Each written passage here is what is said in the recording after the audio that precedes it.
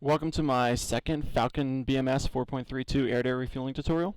This one I'm going to be a little more comprehensive. I'm going to talk about finding the tanker and as well as actually hooking up, and I'm also going to give you some more advanced tips for formation keeping with the tanker. So the first thing is, if you're in a normal campaign or T or whatever, you're going to need to be able to find the tanker without being directly behind it. So there are two ways we can do this, and I'm going to start with the easier way. And that way is you just repeatedly call the AWACs and ask what direction the tanker is from you. And every time that direction changes, you simply change to the new bearing. So I'm going to unpause the sim and show you that now. So I'm going to Q to see the AWACs, and you actually have to go to the second AWACs menu and then hit the number 4. We're just listening for a bearing from the AWACs. Cowboy 1, Sentry 1, Tanker Camel 1, bearing 290, 10 miles, TACAN channel 29 Yankee. So if you look at 290, all the way up there is a tanker. However, I want to show you a little bit more complex way to find it, and that is using the TACAN. And as you heard, the AWACs told us the TACAN channel, and by default for the first tanker in any TE or any campaign, it's going to be 29 Yankee.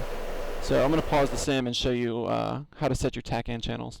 The primary way is in your upfront controls through your ICP and DED. So the first thing you need to do is go up and hit the number 1 for ILS, and up in the top left here, and you'll see you'll get this this ILS page, TACAN ILS page on the DED. So now we need to put in the channel, which is 29er, and Yankee, which we, as you can see, it's on the X band right now. We need to change that to the Yankee band, which we do by hitting 0 and then entering it. Just switch to the Yankee band. And finally, we need to change it from TACAN TR, which is for ground, to TACAN AA, which is for air-to-air. So there we go. And I just hit the sequence key right there. One major thing to note is in a campaign where you're going to have probably 3 or 4 tankers airborne at a minimum at one time, the TACAN channels work a little bit differently, and you'll have to go find them. Basically, they don't just continue in order 29, 030, 031. But as long as you listen for the tanker TACAN channel while you're calling the AWACs, you just input that into your DED, and you'll be all set. So the next thing we need to do is I'll show you the backup way to input TACAN channels into your TACAN. So over here we have the TACAN panel, and as you can see right now, the source is set to UFC, upfront controls. However, we can set it through this panel here if we set it to backup. And we just do the same thing we were doing a second ago, and there we go. So now we're on 029 Yankee, and this is showing us as we have to switch to TACAN mode here. It's showing us 15 miles from the tanker. So that is basically how you're going to find the tanker. You're going to talk to the AWACs and get its bearing, and you can use the TACAN to get its distance, which will help you light it up on radar, especially if you're 30 or 40 miles away from the tanker. If you just basically come to the right bearing and you're looking at this distance that it's giving you from the TACAN, and you start scanning with your radar, you should be able to pick out the AWACs. Sometimes the airspace will be pretty busy and you'll have some trouble, but if you just continue asking the AWACs for bearing, it'll give you that. One thing is, you can see that right now the TACAN is giving me a bearing to the tanker. That's because that's a KC-10 out there. The typical tanker you'll experience in the campaigns is a KC-135, and that will not give you its bearing. It will only give you its distance. So basically, you need to know that you can always call the AWACs to get vectored to the tanker. So the next thing we need to do is actually go fly over to the tanker. So I'm going to unpause the sim, and I'm going to do that now, and we'll start again when we're 10 nautical miles behind the tanker. So as you can see from my TACAN, I'm now 10 miles from the tanker. I'm actually flying an intercept course to him. I'm not flying up right behind him, but essentially it doesn't matter which direction you're coming from. Once you get within 10 miles, you can radio the tanker and tell him that you're coming for fuel. And this is the only radio call you need to make until you actually have received all your fuel and you come off the tanker. So once you get within 10 miles, and one key thing to note here is that if you're within 10 miles, you're called to the boom, and then you leave the 10-mile radius again, you will be automatically removed from the list of craft that are coming up to fuel the tanker. So if there's anyone behind you, you'll have to get in line behind them. So if you're going to fly within 10 miles of tanker and call the tanker, stay within 10 miles and get up to the boom. Otherwise, you'll have to get a new place in line. So the way we do this, I'll unpause the sim and show you. We just hit Y to get to the tanker menu and 1. And we're listening for the tanker to call our call sign and then tell us we're clear to the pre-contact position. Cowboy 1-1, Camel 1-1. You are cleared to pre-contact position. So now that we've heard a radio call, we're going to keep driving in towards the tanker. But this is about the point where we need to start being careful of our speed. Probably in the campaign you won't be pushing full afterburner at 645 knots just to get to the tanker.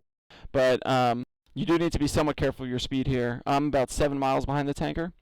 And this is fine, but you need to just be mindful of your speed, especially once you get to within 1 nautical mile of the tanker. If you've never tanked at the tanker before, a handy thing to note is that you can put your fire control radar into track while scan mode, and then you can lock up the tanker, go to air-to-air mode, and you can see your overtake on the tanker and your approximate distance, which is the F pole down there. That's not your actual distance, in fact, because that takes into missile time of flight, but essentially you're more than 7 nautical miles away. At this point, you've got kind of all the tools in front of you that you need to get up to the tanker if you've never done this before.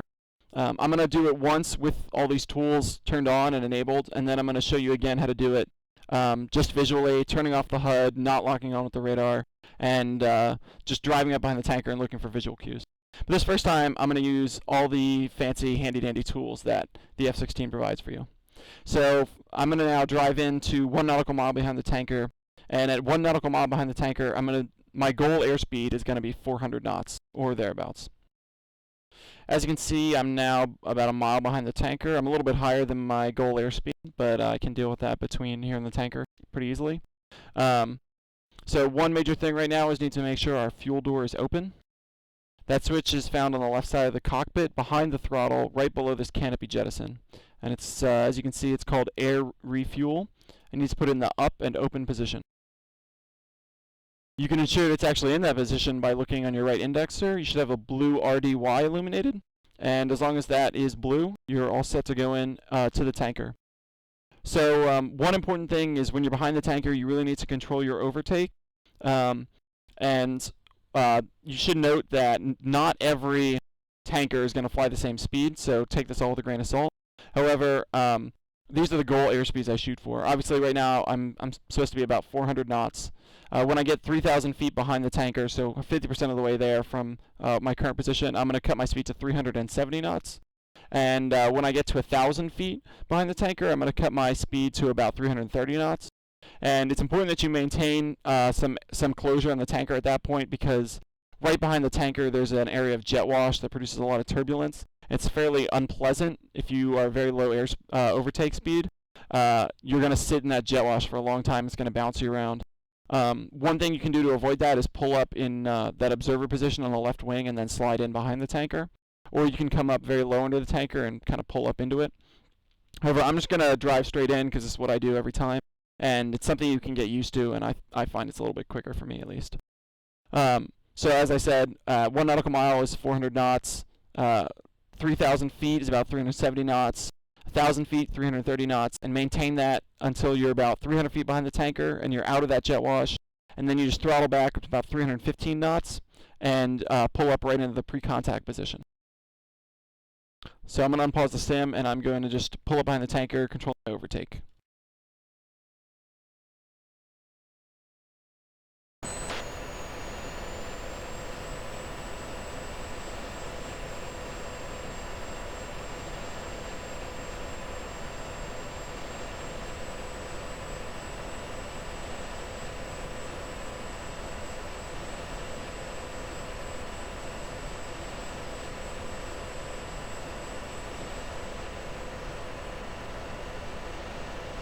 So you can see I'm aiming for a spot kind of underneath the tanker. Sometimes I'll aim more for the end of the fuel boom, but as long as you're kind of ending up in a spot that's low there, that's underneath the boom, and kind of right behind it, you're pretty much in the right position. And I'm going to pull up into the pre-contact position now.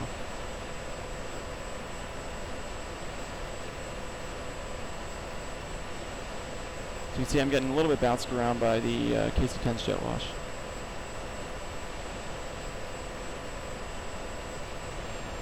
It's a little bit hard with another fighter sitting right in the quick fuel position too, but these are all things that you can deal with if you just keep your eyes on the tanker and try and control your overtake.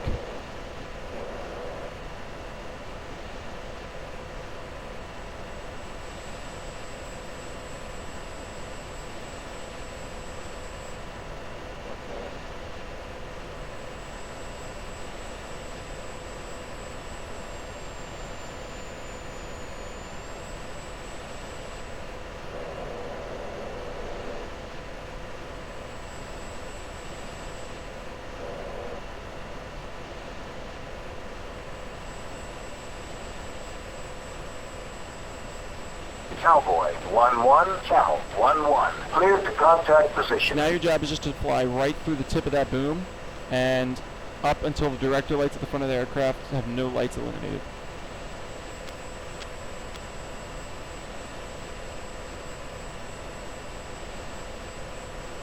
Here you just want to stabilize once you see no lights illuminated. Contact. And there we go, we're plugged in. So I just want to stop here for 1 second and explain the director lights. As you can see, there's two lines. On the right side we have F and A, left side D and U. And that stands for fore, aft, down, and up. Remember, these are commands. They're not telling you where you are in relation to the plane, they're telling you where you need to go. So if you see one of those go red, so for instance, if I drop down a little further and the U light goes red, I need to move up immediately. There's also this nice stripe down the middle of the aircraft. On the KC-135, it's even bigger and longer, and it's very hard to miss. It makes it fairly easy to maintain your position. But as you can see, if I just zoom out here, I'm in this nice position right under the tanker, and I can just look up and maintain this for basically forever. I don't really need to look at the director lights. I don't need to look at my HUD.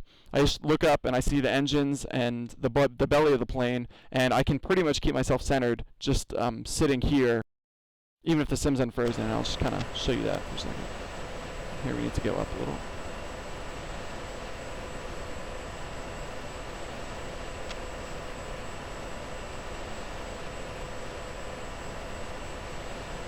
So if I'm just looking at the plane and I'm making my small inputs, I can basically ignore everything that's on my HUD, all my instruments, and I'm just looking at that jet, making sure I'm staying in one spot underneath it. So unfortunately, I filled up on fuel right there, but that means I'm done. So I'm going to pull off the tanker, and I'm just going to throttle back a little bit and fall in his right wing in the reform position. And major thing to do here is you need to clear the next plane in by saying you're done with fuel, or done refueling. And you do that by hitting Y and then the number 3.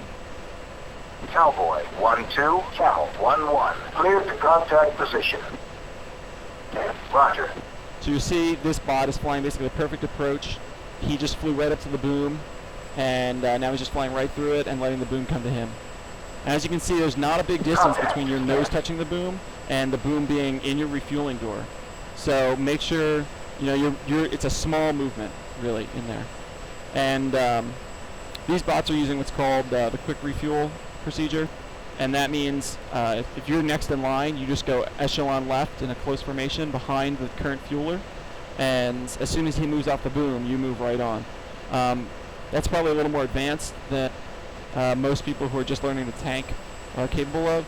But one thing about tanking is it really works on your close formation skills. And the more you fly tanking, the more you'll be able to hold a close formation. Probably not as well as bots, but at least as well as me, which is not superbly well, but good enough not to crash into your wingmen, and good enough to just maintain position on the tanker. So the actual reform position is up here on the tanker's right wing, basically ahead of the boom, and everyone behind you just goes in an echelon right behind you. So you're all out of the way of these guys coming off the refueling boom. As you can see, I totally got in the way. Camel 1-1. Cleared to contact position. So the final thing we need to do before we buzz off is close our refueling door. So we're just going to go back and to the left side here and make sure that door is closed. If you don't close that door, you won't be able to use the autopilot functions. And yeah, basically, if you use those, you're going to be unhappy. So now what I'm going to do is show you how to do this without all these fancy, without the radar, without the TACAN, without anything. I'm just going to turn it all off. I'm going to turn off my HUD, and I'm just going to kind of roll in visually. Okay, as you can see, I've turned off my HUD. I've unlocked the tanker on my FCR. I've turned off the TACAN. Actually put it into a standby position. So I've turned off all the fancy gizmos that I got behind the tanker with last time. And so basically what I'm going to explain is what are the visual cues that tell you you're coming up on the tanker, that tell you when you need to adjust your airspeed and such. So right now you can see the tanker's ahead of me. He's about, I'd say, 5 miles ahead of me.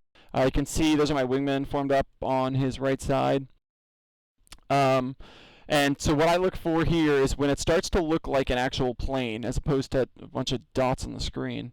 When it starts to look like a plane body, and when you start to see kind of wings forming out of it, it's like about somewhere between 2 and 3 nautical miles. So that's when I start making sure I'm throttling down to 400 knots, and I'm just going to maintain that 400 knots in until I see the tanker's boom fall. The tanker's boom will fall when you're 1 nautical mile behind the tanker. So that's when I'm going to start thinking about throttling down to, you know, a little bit lower speed. And a lot of it is feel, which you can kind of develop doing what I was doing earlier with all the fancy gizmos on. But mostly what you're doing is you're watching the tanker and you're seeing how fast it's getting closer, and you're just kind of playing it by ear.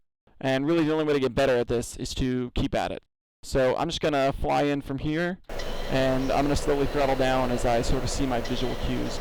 And I'll kind of announce them as I'm going through it. And so one major thing, obviously, if you're coming up on the tanker, you think I'm going to refuel, and you look at your right indexer, there's nothing there. You got to look over to your left and open your fuel door. And if you cannot get the tanker to clear you forward from pre-contact, it's because your fuel door is probably closed. It might be that you're bouncing around too much, but typically I find that it's your fuel door closed. So you can see we're getting a real plane here. I'm a little bit high, so all that speed I thought I bled off, I'm going to gain again in a second. But basically I'm just maintaining my 400 here, and I'm watching for that boom to come down.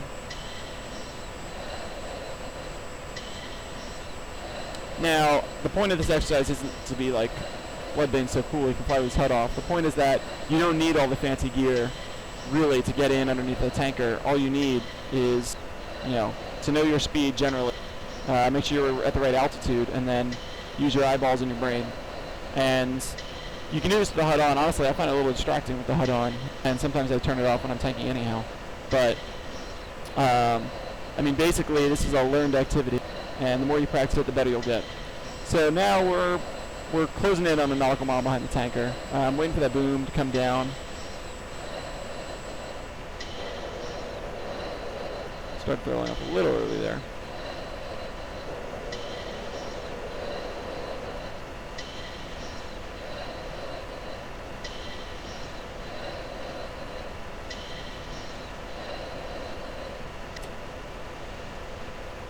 One thing is, watch if you turn your oxygen supply on, it makes unpleasant noises.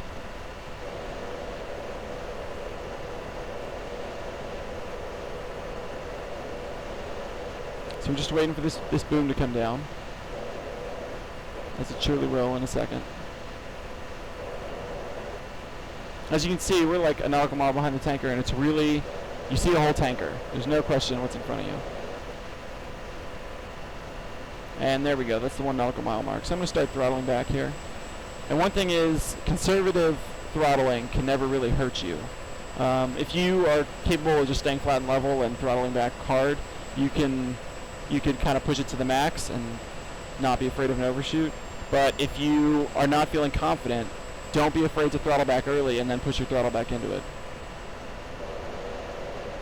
So I'm just going to do exactly what I did before, which is push up through the turbulence, and sit right underneath the tip of the boom there. And as you can see, I'm basically just watching the tanker now. I'm not even looking at my airspeed. I'm just watching the tip of that boom and where the tanker is in relation to my nose. And I'm trying to stay right on target and reduce my closure to a reasonable rate.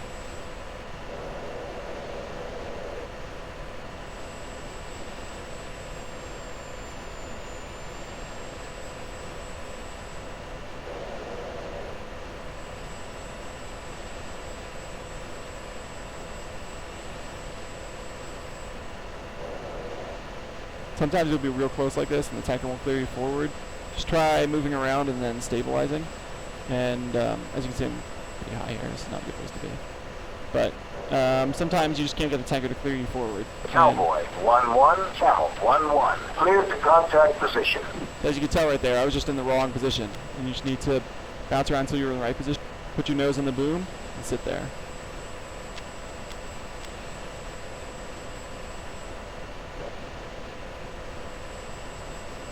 So I'm doing this all, I'm just looking at where my plane is sitting in relation to the tanker, and I'm really trying to ease it in. So you can see I got a little bit too far forward.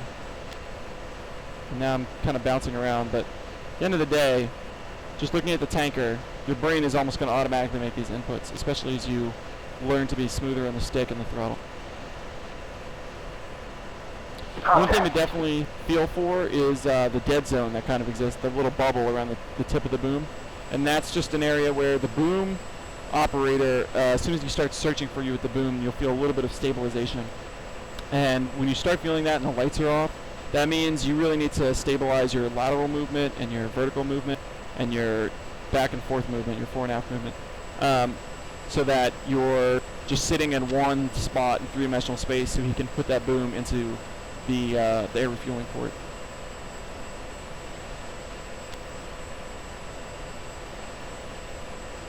Now, hooking up in a flat level is not extremely challenging, and for the most part, even if you're not the greatest pilot in the world, this is a skill you can practice and learn. The next challenge is hooking up in a turn.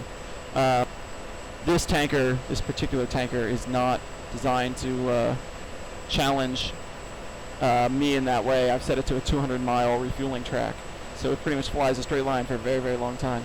However, what you can do is set up a T where the tanker is a very short refueling track, and you can just practice flying underneath it. That refueling track should be, maybe 2 nautical miles at most, 3. And it's basically going to orbit those points, and you'll just be able to sit underneath it like this and kind of bounce around. Of course, if you want to use the T I'm currently in, you can find it in the video description on YouTube. There's a link to my Dropbox. And this particular one is for the Falcon Theater. In addition, you can find in the Korea Theater there is a refueling tutorial, the one that comes with the original Falcon 4, and that's a great way to practice as well if you don't really feel like or know how to set up a TE. But stay tuned, my next tutorial will be how to set up TEs and campaign missions. So if you have any questions, of course, feel free to contact me on the UO forums or on the BMS forums.